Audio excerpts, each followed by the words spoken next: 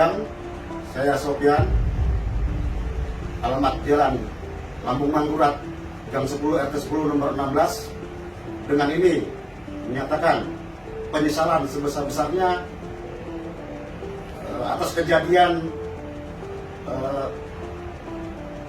kemarahan saya kepada petugas COVID terkait penggunaan masker di Pasar Rahmat Lambung Mangkurat. Dan saya memohon maaf sebesar-besarnya kepada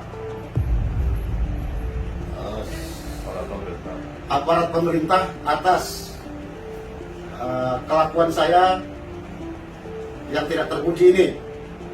Dan saya menghimbau kepada masyarakat seluruhnya untuk tetap selalu menggunakan masker dimanapun berada. Terima kasih.